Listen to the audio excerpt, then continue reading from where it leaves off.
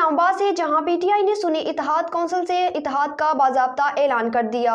مہر لیاقت کی report. P T I نے سنی اتحاد کونسل سے اتحاد کا باضابطہ اعلان کر دیا۔ قومی اسمبلی اور چاروں صوبوں میں تحریک انصاف کے آزاد امیدوار سنی اتحاد کونسل میں شمولیت اختیار کریں گے۔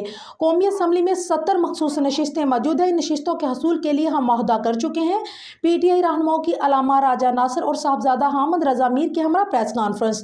پی ٹی آئی کے سینئر رہنما بیرسٹر گوہر عمر ایوب نے دیگر سینئر رہنماؤں کے ساتھ آج اہم پریس کانفرنس کی، جس میں سنی اتحاد کونسل اور ایم ڈبلیو ایم کے سربراہ بھی موجود تھے۔ پی ٹی آئی نے سنی اتحاد کونسل سے اتحاد کا باضابطہ اعلان کر دیا۔ بیرسٹر گوہر علی خان نے پریس کانفرنس کرتے ہوئے کہا کہ چیئرمین سنی اتحاد کونسل صاحبزادہ حامد رضا کو بھی خوش آمدید کہتا ہوں۔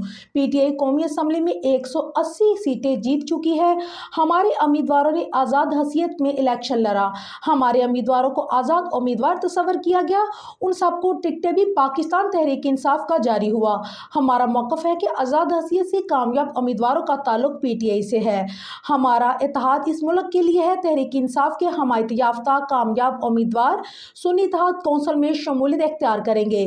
قومی اسمبلی میں 70 مخصوص نشستیں موجود ہیں۔ ان نشستوں کے حصول کے لیے ہم معاہدہ کر چکے ہیں۔ بیرسٹر گوہر علی نے کہا ہے کہ ہمارے آزاد امیدوار پنجاب، وفاق اور کے پی کے میں سنی اتحاد کونسل میں شمولیت اختیار کریں گے۔